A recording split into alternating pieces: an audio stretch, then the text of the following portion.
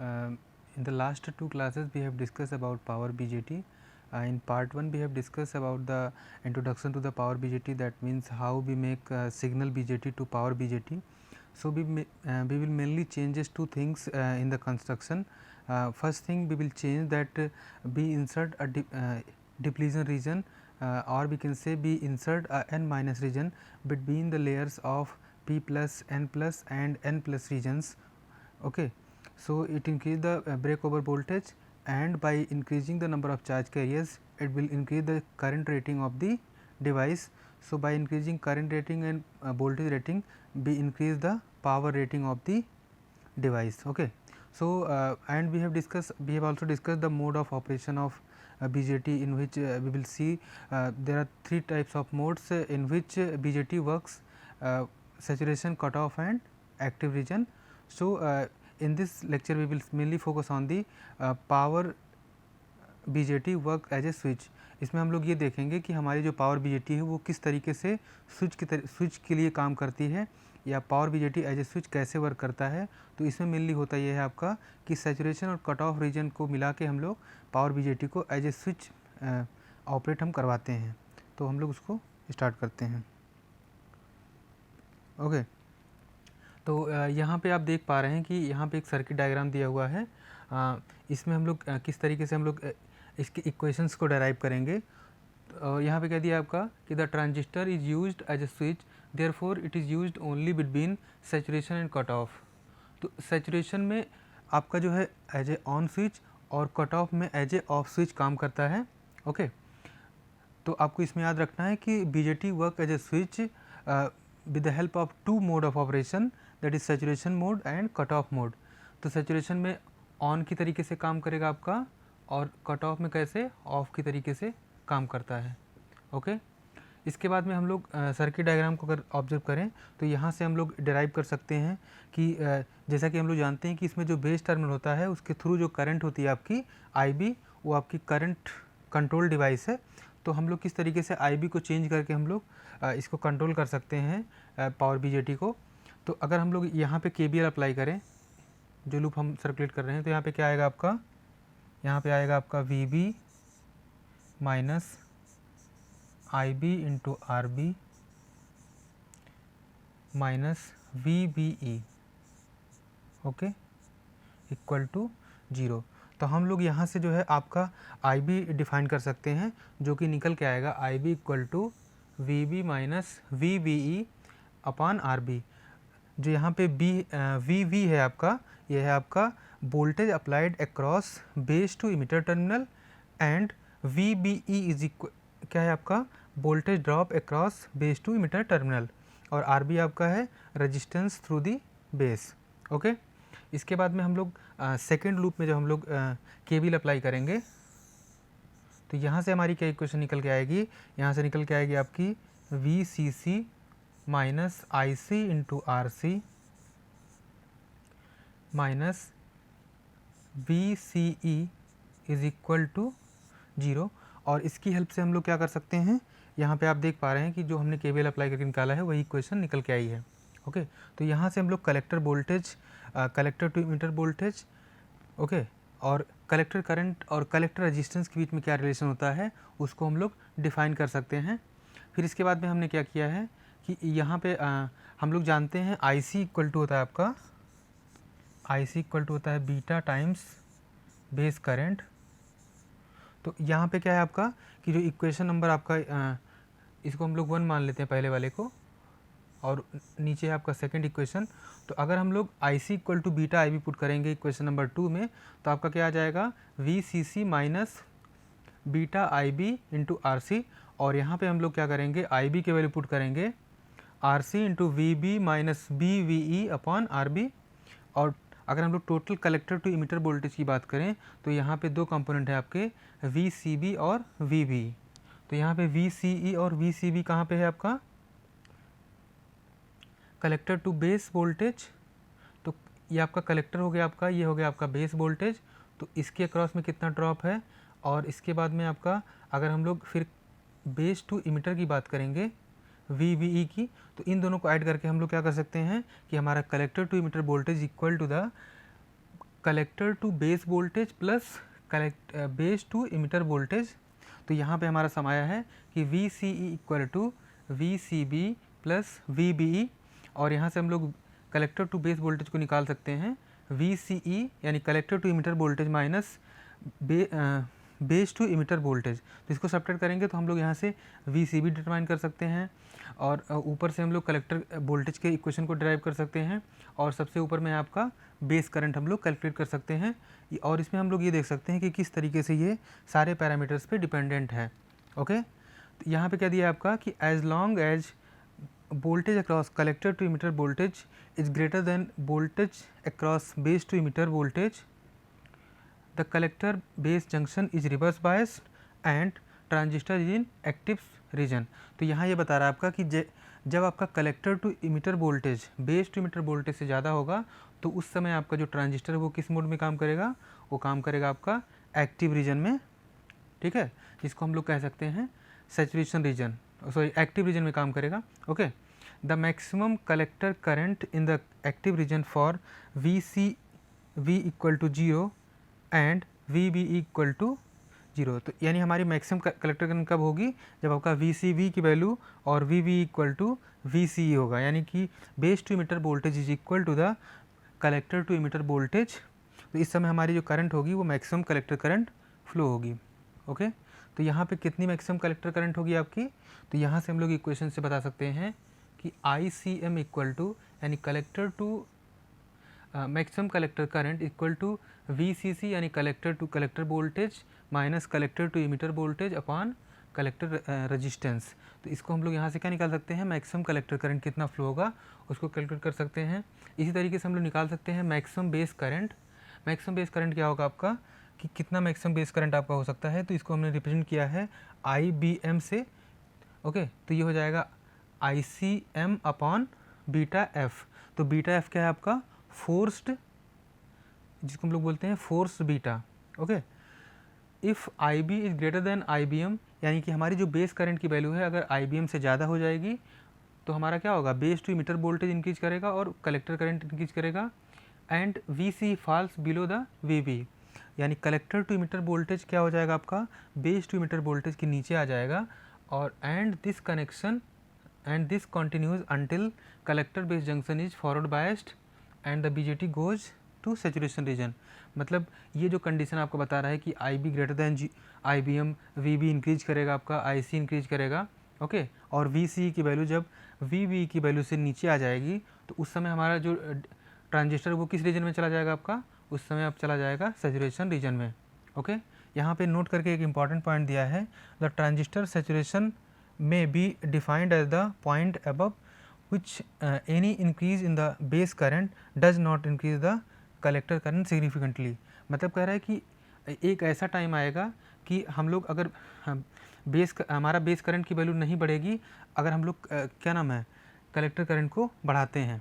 Okay, या फिर हम लोग ये कह सकते हैं कि अगर हमारा बेस करंट हम लोग इंक्रीज करेंगे तो हमारे कलेक्टर करंट की वैल्यू क्या हो जाएगी, वो इंक्रीज नहीं करेगी, वो एक फिक्स वैल्यू पे आके रुक जाएगी। Okay, and the collector current यहाँ पे लिखा है I C S, that mean saturated collector current equal to collector voltage minus collector to emitter voltage at saturation upon collector resistance. तो यहाँ से हम लोग निकाल सकते हैं सैचुरेटेड कलेक्टर करंट, और यहाँ से फिर हम लोग सैचुरेटेड बेस करंट निकाल सकते हैं आई सी एस अपॉन बीटा, और यहाँ पे आई सी एस की वैल्यू क्या करेंगे, जो हमारा पहला ये वाला इक्वेशन आया है इससे हम लोग यहाँ पे पुट कर देंगे तो हमारा आई बी एस निकल के आ जाएगा। कह रहा है कि the ratio of I B to I B S is called over drive factor. तो जो हमारा एक इंपॉर्टेंट पैरामीटर क्या है आपका कि ratio of base current to the saturated base current is called over drive factor. तो ये पैरामीटर काफ़ी इंपॉर्टेंट है। ओके, तो O D F equal to क्या हो जाएगा आपका I B upon I B S. Okay, the ratio of collector current to the saturated collector current is called forced beta. तो जो हमने बात किया आपका, जो कि हमने रिप्रेजेंट किया था इक्वेशन में बी एफ इक्वल टू, इसका मतलब होता है फोर्स बीटा, और इसको हम लोग निकाल कैसे सकते हैं collector current upon saturated collector current. Okay, इसके बाद में अगर हम लोग बात करें टोटल पावर लॉस कितना होगा, तो हम लोग उसको कैसे निकाल सकते हैं, तो उसको निकाल सकते हैं base to emitter voltage into base current plus collector to emitter voltage into collector current. तो हमारे पास क्या है, कलेक्टर टू मीटर वोल्टेज है और बेस टू मीटर वोल्टेज है, हम लोग बेस करंट से मल्टीप्लाई करेंगे। तो V B E into I B क्या हो जाएगा आपका, बेस के क्रॉस में कितना पावर लॉस हो रहा है आपका और कलेक्टर टू मीटर के बीच में कितना पावर लॉस हो रहा है, हमको सेकंड से निकाल सकते हैं। तो ये आपका ये क्या है, कलेक्टर टू इमीटर लॉस और ये हो जाएगा आपका base to emitter loss. Okay, तो इस तरीके से हम लोग क्या निकाल सकते हैं, टोटल पावर लॉस कितना होगा डिवाइस में, उसको हम लोग निकाल सकते हैं इस इक्वेशन से। P T equal to base to emitter voltage multiplied by base current plus collector to emitter voltage multiplied by collector current. अब इसके बाद में कुछ इंपॉर्टेंट पॉइंट दिए हुए हैं कि a high value of O D F can not reduce the collector emitter voltage significantly, यानी कि अगर हम लोग ज़्यादा ओवर ड्राइव फैक्टर रखेंगे तो हमारा जो है कलेक्टर टू इमीटर वोल्टेज ज़्यादा टाइम तक क्या होगा, रिड्यूस नहीं होगा। If V V increases due to increase base current resulting in increase the power loss, अगर हम लोग बेस टू इमीटर वोल्टेज को बढ़ाते जाएंगे तो ये बेस करंट इंक्रीज होगा और जो कि क्या करेगा, लॉसेस को बढ़ा देगा, क्योंकि क्या होगा, लॉसेस भी बढ़ जाएंगे अगर करंट की वैल्यू बढ़ जाएगी।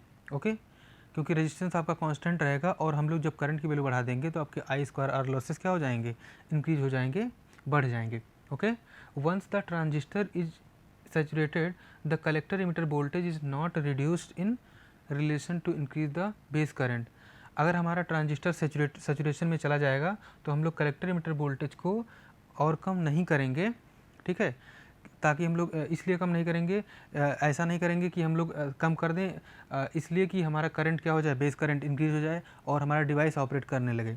तो जब एक बार सैचुरेट हो जाएगा तो हम लोग उसको इंक्रीज नहीं करेंगे। The power is increase at high value of O D F. Okay, जब आपकी हाई ओवर ड्राइव फैक्टर होगा तो उस समय हमारा पावर क्या हो जाएगा, वो इंक्रीज कर जाएगा एंड द ट्रांजिस्टर में be damage due to thermal runaway. तो जब हमारे हम लोग वोल्टेज लेवल को बढ़ा देंगे तो उस समय हमारे लॉसेस क्या हो जाएंगे, इंक्रीज हो जाएंगे। जब आपके लॉसेस बढ़ जाएंगे तो उस समय टेम्परेचर क्या हो जाएगा, आपका टेम्परेचर बढ़ जाएगा और टेम्परेचर जब इंक्रीज हो जाएगा तो उस समय क्या हो सकता है, आपका डिवाइस डैमेज हो सकता है, क्योंकि जब ज़्यादा टेम्परेचर हो जाएगा तो इसका मतलब हमारी जो डिवाइस है वो ओवरहीट करेगी और उससे हमारा डिवाइस क्या हो सकता है, बर्न हो सकता है, डैमेज हो सकता है। Okay, if the transistor is under driven I B to I B S, okay, it may operate in active region, Vc increases resulting in the increase in power loss। कह रहा है कि अगर हमारा ट्रांजिस्टर जो है ड्रिवन कंडीशन में है, that means I B to I B S इसके बीच में है, तो ये हमारा एक्टिव रीजन में काम करेगा और इससे क्या होगा आपका, इससे हम लोग कलेक्टर इमीटर वोल्टेज को इंक्रीज करेंगे या फिर वो इंक्रीज हो जाएगा, जो कि क्या करेगा, पावर लॉस को बढ़ा देगा। ओके, इसके बाद में जो है आपके इस टॉपिक पे जो न्यूमेरिकल आते हैं वो हम लोग देख लेते हैं। ओके, तो यहाँ पे क्या दिया आपका कि the BJT is specified to have a range of 8 to 40, the load resistance in R E equal to, या फिर कह सकते हैं emitter resistance equal to 11 ohm and the DC voltage VCC equal to 200 volt is applied and the input voltage to the base circuit is 10 volt.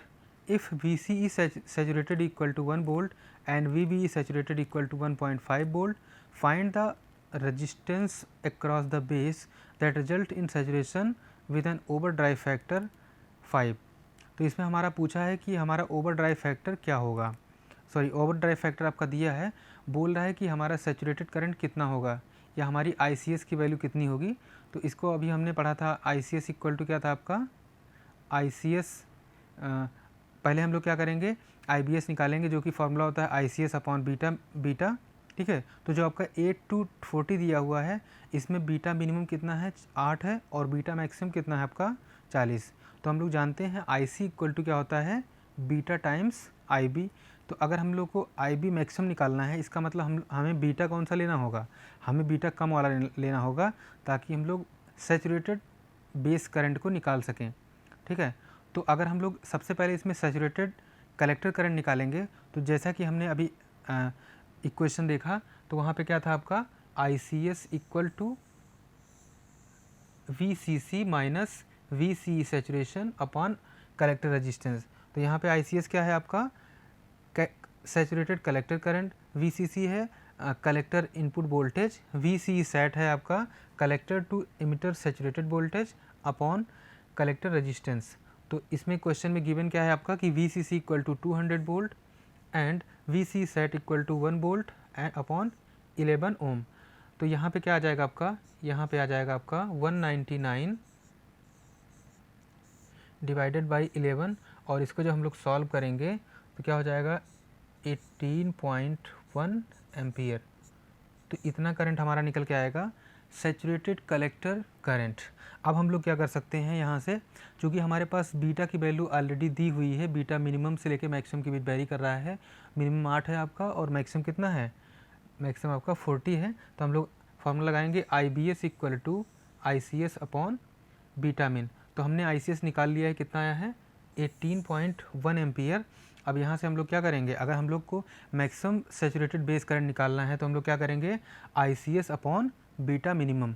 तो minimum beta रखेंगे तो हमारा जो सैचुरेटेड करंट अक्रॉस बेस है वो क्या होगा, maximum मिलेगा हमें। तो हमने यहाँ पे क्या किया है 18.1 डिवाइडेड बाई 8, और इसको जब सॉल्व करेंगे तो हमारा क्या निकल के आएगा 2.2625 एम्पियर। तो इतना हमारा आ जाएगा सैचुरेटेड बेस करंट 2.2625 एम्पियर।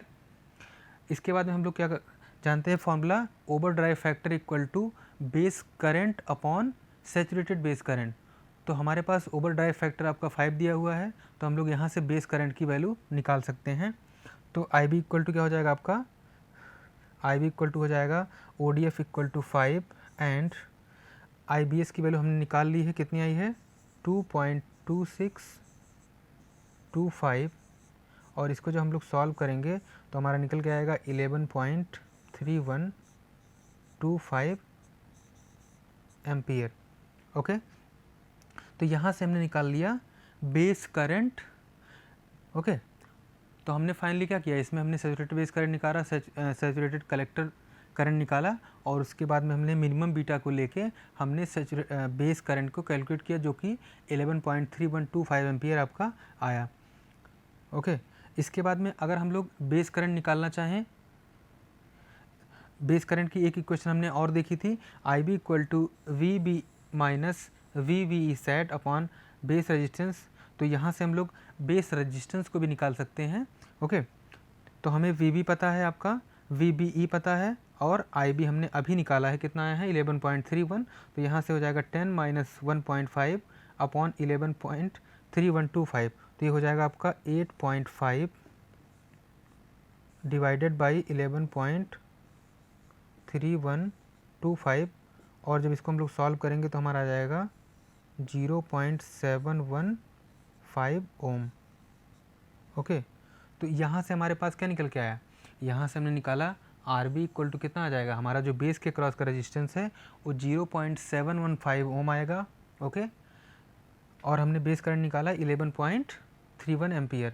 इसके बाद में है आपका फोर्स बीटा। हम लोग फोर्स बीटा कैसे निकालेंगे, तो फोर्स बीटा इक्वल टू क्या हो जाएगा आपका, जैसा कि हमने फॉर्मूले पे पढ़ा था अभी इससे पहले, फोर्स बीटा इक्वल टू हो जाएगा आपका ICS यानी कि saturated collector current divide by base current. Saturated collector current हमने निकाला था 18.1 एम्पियर और बेस करंट हमने निकाला 11.3125 एम्पियर। तो इसको हम लोग रेशियो को डिवाइड करेंगे तो आपका कितना आ जाएगा 1.6। तो यानी कि जो हमारी फोर्स बीटा की वैल्यू आएगी वो कितनी आ जाएगी 1.6 आ जाएगी। ओके, अब इसके बाद में इसका जो थर्ड पार्ट पूछा गया है कि फाइंड द टोटल लॉस। तो टोटल लॉस हम लोग कैसे निकालेंगे, हमने फार्मूला देखा था, total loss equal to loss across base to emitter terminal, या फिर कह सकते हैं base to emitter region and losses across collector to emitter regions. तो हमें पता है कि बेस टू इमिटर वोल्टेज कितना है, बेस करंट हमने अभी निकाला है, कलेक्टर टू इमिटर वोल्टेज हमारे पास दिया हुआ है, और कलेक्टर करंट हमने कैलकुलेट किया है। तो हम लोग इसकी हेल्प से क्या कर सकते हैं, टोटल पावर लॉस को निकाल सकते हैं। तो यहाँ पे PT इक्वल टू हो जाएगा 1.5 multiplied by 11.3125 plus 1 multiplied by 18.1, और इसको जब सॉल्व करेंगे तो आपका क्या आएगा 16.97 प्लस 18.1, तो यहाँ पे आ जाएगा टोटल 35.07 वॉट। तो ये हमारे क्या आए हैं, ये हमारे लॉसेस आए हैं 35.07 लॉसेस। अगर जो पैरामीटर दिए गए हैं उसको हम लोग कंसिडर करते हुए इसको सॉल्व करेंगे तो ओके। तो इसमें हमने मेनली 3 इस न्यूमेरिकल में चीज़ें ड्राइव की। एक आपका फोर्स बीटा जो कि 1.6 निकल के आया, इसका रेजिस्टेंस निकल के आया था आपका कितना, R equal to 0.715 and the loss across the switch is 335.07 watt. Okay. इसके बाद में एक और न्यूमेरिकल आपका दिया है इसमें क्या दिया है आपका कि a simple register switch is used to connect a 24 DC voltage across a relay which has a DC resistance of 200 ohm and input pulse of 0 to 5 volt amplitude is applied through series base resistor RB, जैसा कि आप लोग figure में देख रहे हैं, at the base so as to turn on the transistor switch, sketch the device current waveform with reference to the input pulse and calculate the saturated collector current. इसके बाद में दूसरा पूछा है आपका value of base resistance required to obtain over drive factor of 2 and total power dissipation in the transistor that occur during the saturation state. तो इसमें mainly आपका पूछा है कि सैचुरेटेड कलेक्टर करंट कितना होगा, आपका रेजिस्टेंस बेस के क्रॉस का रेजिस्टेंस की वैल्यू क्या होगी अगर ओवर ड्राइव फैक्टर 2 है, और क्या पूछा है आपका कि टोटल पावर लॉस कितना होगा। ओके। तो यहाँ पे हम लोग इसको कैसे निकालेंगे, इसको हम लोग देख लेते हैं। तो जैसा कि हमने फॉर्मूला पढ़ा था ICS equal to VCC minus VCE saturated upon collector resistance. Okay. तो यहाँ पे क्या है आपका, इस क्वेश्चन में VCC की वैल्यू 24 वोल्ट दी हुई है, VCE यानी collector to emitter voltage saturated voltage is equal to 0.2 volt and collector resistance is given as 200 ohm. तो यहाँ पे आपका आ जाएगा 0.119 एम्पियर। तो यहाँ से हम लोग क्या करेंगे, सैचुरेटेड कलेक्टर करंट को निकाल लेंगे। और इसके बाद में क्या है, इसके बाद में पूछा है आपका कि फाइंड द बेस रेजिस्टेंस या resistance across the base terminal. तो यहाँ पे हम लोग क्या करेंगे, हम लोग फॉर्मूला जानते हैं, saturated base current equal to saturated collector current upon beta minimum, और बीटा मिनिमम की वैल्यू आपकी 25 दी हुई है और हम लोग करंट से डिवाइड करेंगे तो आपका आएगा 4.76 मिली एम्पियर। तो इसके बाद में क्या है आपका, इसके बाद हम लोग जानते हैं over drive factor ODF equal to IB upon IBS यानी base current upon saturated base current. तो यहाँ से हम लोग IB की वैल्यू निकाल सकते हैं, क्या हो जाएगा आपका 2 मल्टीप्लाइड बाई 4.6, यहाँ से हमारा आएगा 9.52 मिली एम्पियर। और RB की वैल्यू क्या हो जाएगी आपकी फार्मूला से, RB इक्वल टू हो जाएगा आपका base voltage minus base to emitter saturated voltage upon base current. तो यहाँ से हो जाएगा 5 माइनस 0.7 अपॉन 9.52। ओके। तो यहाँ से हम लोग इसको कैलकुलेट करेंगे तो ये आ जाएगा आपका 450। यहाँ पे 9.52 मल्टीप्लाइड बाई हो जाएगा आपका 10 टू द पावर -3, क्योंकि आपका क्या है मिली एम्पियर में है, और जब 10 टू द पावर -3 ऊपर जाएगा तो क्या कर देगा इसको, 4.3 को मल्टीप्लाइड बाई 1000 अपॉन 9.52, इसको जब सॉल्व करेंगे तो हमारा आएगा 450 ओम या फिर 0.4 किलो ओम। ओके।